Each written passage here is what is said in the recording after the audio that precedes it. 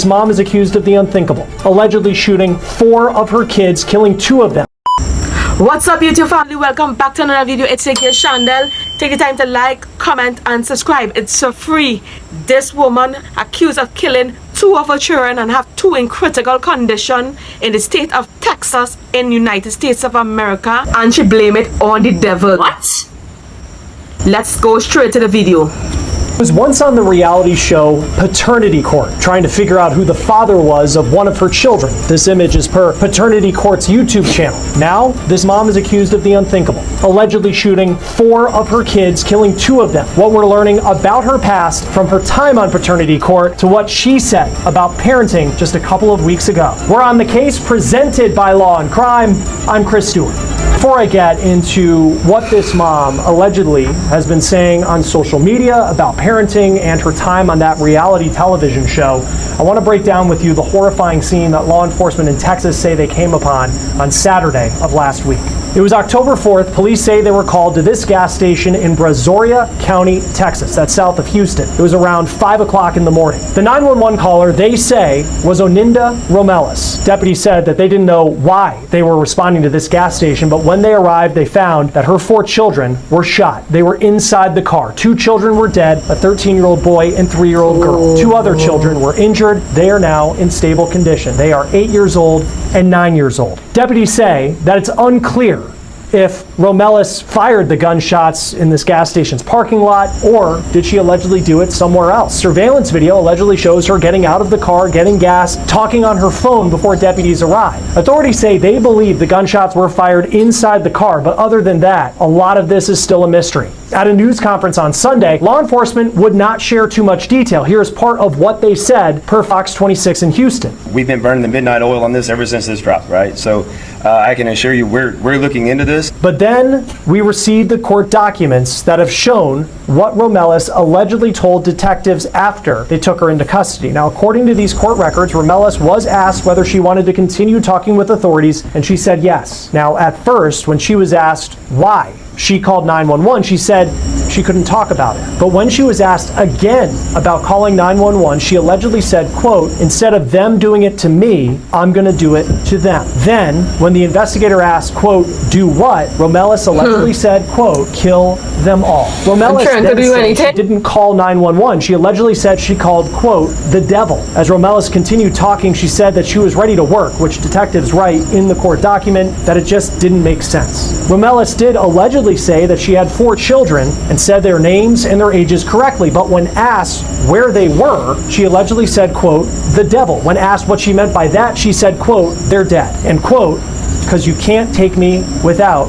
me taking you." Now, at their news conference, deputies would not discuss anything related to the custody of the children or the family situation.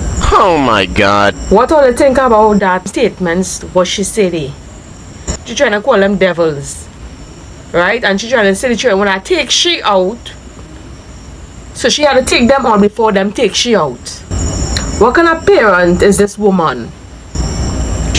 Involving these children before the shooting, but we have learned that the question of paternity with at least one of these children, it has been raised before. In fact, it was raised very publicly on a TV show called Paternity Court. The episode is still public on YouTube. Now, the episode was about learning who the father was of an 18-month-old boy. Now, it is unclear if that child is one of the victims in this case, but his age does match up with the age of the 13-year-old who was killed. That boy found slumped over inside the car, according to deputies when they arrived at that gas station. We also found an Instagram page that appears to show Romelis posting content as recently as September 27th. Now, this is the post on that day in September. The video has the caption, quote, "Mama gotta have a life too." And here's the caption on the post that reads, quote, "'Cause what it really do. You're not a bad B word if you're a terrible mother. To all my mamainas handling biz and did not handle biz this week, baby, go to happy hour, bleep them kids." Deputies say they are investigating the home where Romelis and her kids lived, which was more than an hour away north of Houston in Montgomery County, Texas. It is still unclear why Romelis and her children inside that vehicle were in the county south of Houston, again, an hour away Saturday morning when she called 911 allegedly. Romelis is now facing 2 counts of murder and 2 counts of aggravated. Nice signs, when a lady make that pose, nice signs that she was like in a mental state. All who think that are signs like she was in a mental state. That post.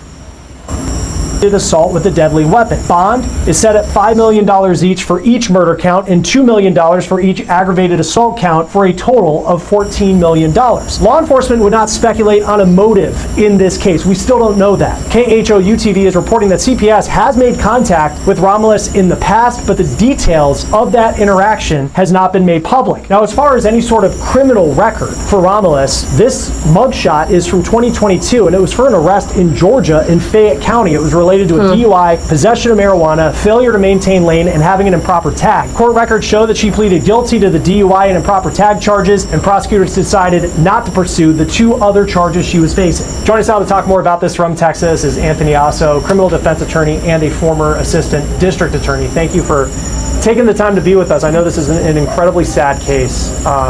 Just initially from what we've learned, and there isn't a lot from deputies, but what do you just take away about the evidence that it seems that they have? The woman's eyes alone looking devious. Largely that they're relying on the 911 phone call, as well as probably interviews from the 2 children that survived the shooting, which, while eyewitness interviews are typically strong testimony, it's her own children, so I think that they're going to really want to work to build up more evidence that will corroborate the testimony of those 2 other children. Yeah, and the 2 children who survived, I mean, they're both minors.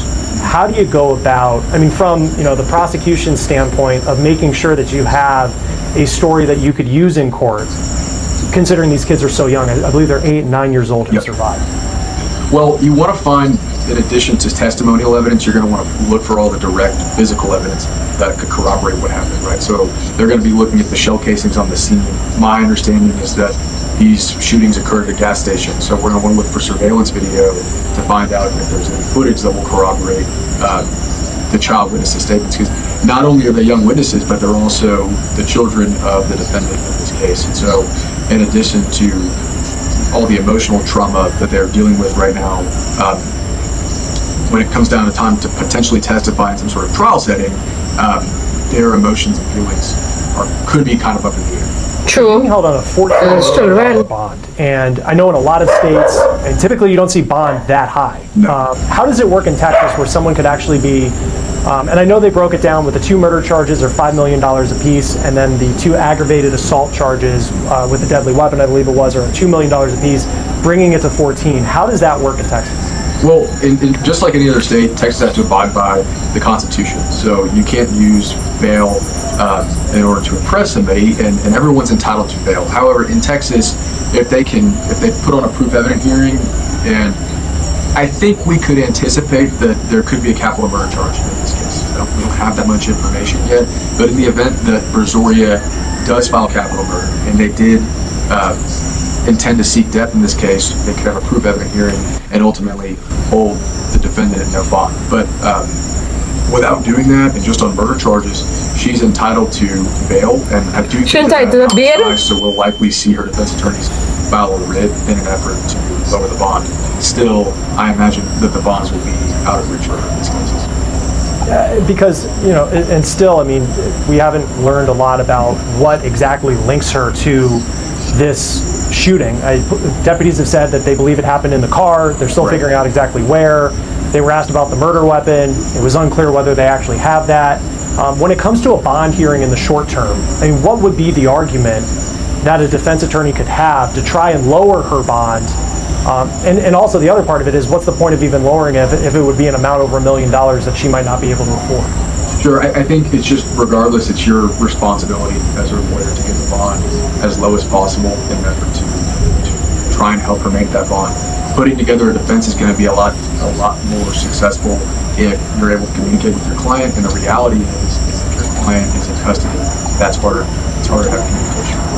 I think the arguments that the defense will likely make are that she's got no criminal history, and I think that they'll probably argue her financial means in this case. But with the facts, as far as from what we've seen so far, I think the prosecution will just rely on the facts, and it wouldn't surprise me if the judge didn't budge on the bail amount. She should have no lawyer. That is how I see it. Because she wicked. She wicked to kill her children. She wicked to have them and not go cheat over them. She just wicked. They should just put she in jail and throw away the keys. And she playing mad. All them things, she know exactly what she do. You read through some of the court documents, and she made some very bizarre, scary statements, saying things like her children are with the devil. She said, kill them all. On one hand, that could be very incriminating, but on the other hand, you would look and say that this isn't someone who maybe is in the right state of mind. How does the law see a statement like that of whether an insanity defense could become?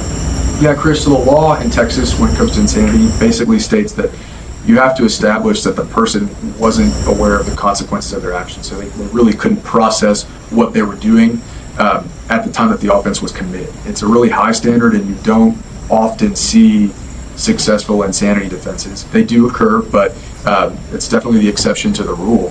So I think statements like that are something that the defense at least would tip the defense off to explore in this case, especially when we're talking about first-degree murder charges or potentially capital murder, where a defendant faces life without parole in prison. The defense has to explore every single avenue, whether that's is she the person that actually committed the offense? Was she acting in self-defense, or did she do it? But was she acting?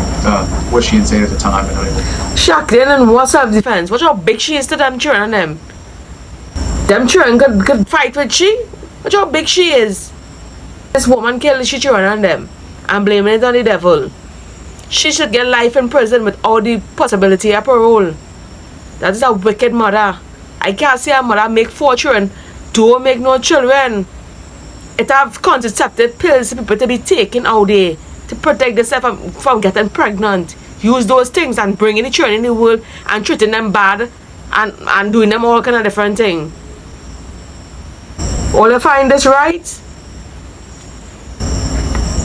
Process what was going on. So I think we'll certainly see the defense explore that avenue in this case. What would be the point where the defense could actually make that argument? Because it's one thing that she makes these statements in the spur of the moment. I haven't seen anything that she's had any sort of history with mental health in the past. Maybe she has an undiagnosed disorder that could explain some of this activity. How does both the prosecution and defense kind of explore that in figuring out whether that would be a viable defense for her? Well, the first line for the defense in this case is going to be obtaining an expert to have her evaluated and to look at the facts and look at the overall investigation of this case, because they're not going to be able to establish that she was acting out of insanity if they don't have an expert to testify to that effect. You've got to then notify the state if you intend to use that kind of evidence in a trial. So I imagine the state would have their own expert to conduct a similar evaluation. To counter that, I think the prosecution is likely going to rely on the circumstances surrounding the shooting in this case, right? The fact that Ms. Romelis left the scene is going to be something that they would rely upon to say, look, you fled in an effort to avoid getting in trouble, which goes so that you have recognition of the consequences of your actions. So it's sort of the circumstances surrounding the shooting that the state would.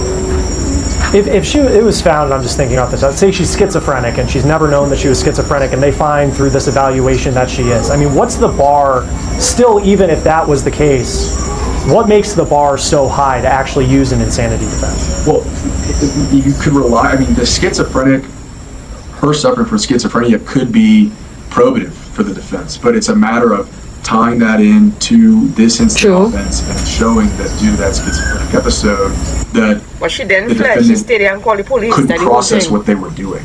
And so you have to create that nexus. And I think that's what makes the bar so high here. I think finding an expert to testify to say, hey, look, a lot of people won't say schizophrenia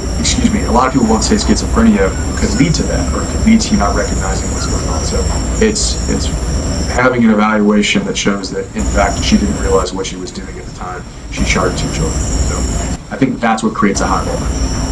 And even beyond that, because if they file capital murder charges and say they seek the death penalty in this case because she shot 4 kids allegedly, killing 2 of them, on the flip side of it, let's say she was found not guilty by reason of insanity. Like, what would life look like for her? And I know we're getting way ahead of ourselves of where we are in this, but just thinking that one possibility could eventually be the death penalty, what would be on the flip side of that if the insanity defense actually worked out?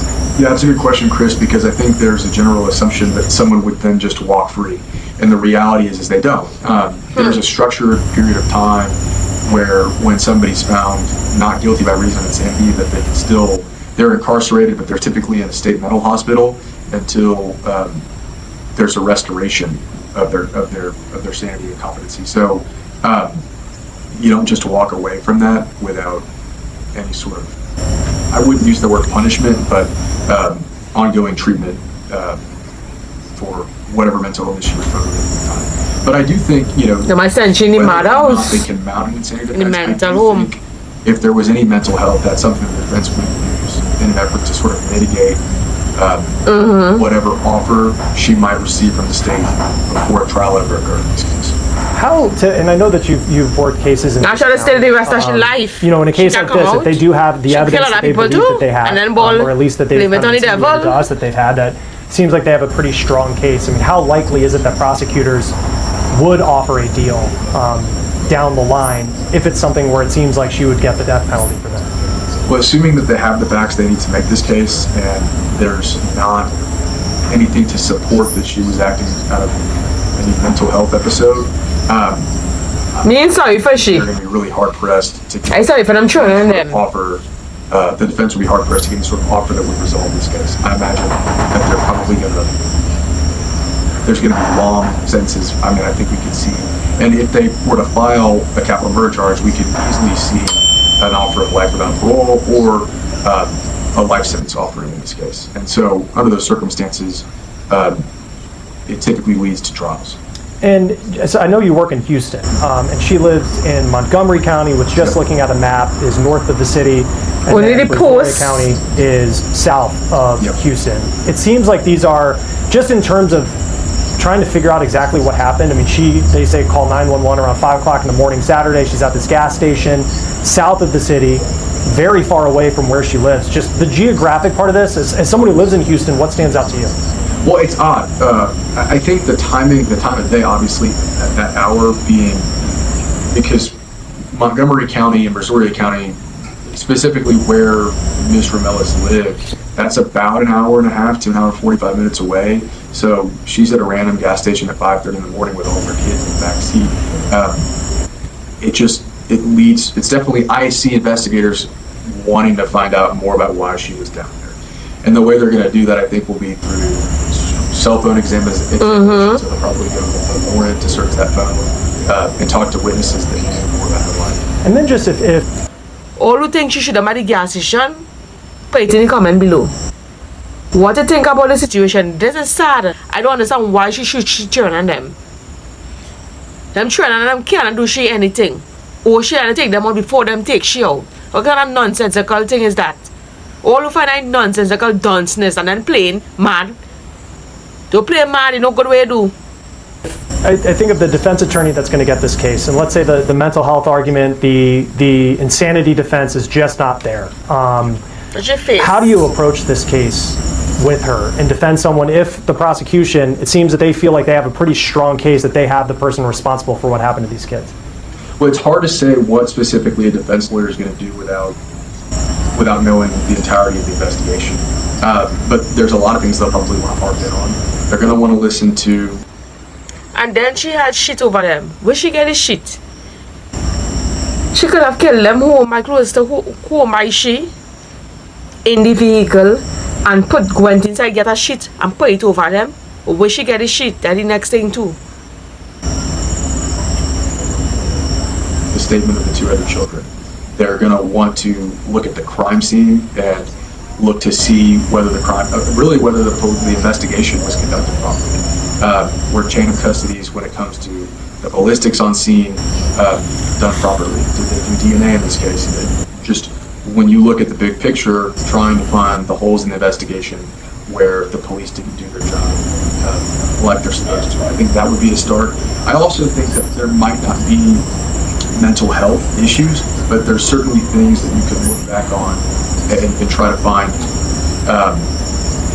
about Ms. Romelis that might mitigate why she did this, right? So you're going to want to look at her childhood and kind of think back every layer of her life to see if there's things in her life that were traumatic that might lead her to act or respond in a certain way. Yeah, I mean, you just look at this reality television show and to just think of, the place that someone would be to even go on a show like that, and that kind of the story that a defense could tell eventually when we get down the line. If this were to go to trial, just knowing how, I know you've done work in this county, so this happened. Shimon, we just want to get rid of them children and them. That is what she wanted to do, I feel. Get rid of them children and them, because she just get fed up on them. Just by that text she posts too. That post she posts on one of them social media sites. Just get rid of, she wanted to get rid of children and them, and then blame it on the devil. I love that show. Paternity court. On Saturday, Rockets. October 4th. Now it's Tuesday, so it's been a couple days. I mean, what would trial time look like to actually get to a trial from here? The wheels of justice turn slow, Chris. And Yeah. especially in Houston and surrounding counties, just because there's a lot of big population. So I don't foresee this case going to trial within the next year and a half. I think more likely within 2. And especially when it comes to murder cases and a murder of a child, there are going to be boatloads of discovery. I don't think the investigation stops once the suspect is found. I think that now police officers are should be writing warrants again to get into electronics that belong to her, to try and establish what she faced now, and understand why it is that she did what she did. So in the event that the defense makes some sort of mental insanity argument, or that there was mental health and she wasn't really acting like herself, they can say, no, look, this is a motive she had going into shooting that day. I can't say whether or not that evidence exists, but I think this investigation will be ongoing for quite some time. Yeah. That law enforcement there in that county have said that they're burning the midnight oil, trying to figure out exactly how this could happen. Horrific case. What do you think about this woman? This story is a very sad story. This happened October the 4th, 2025.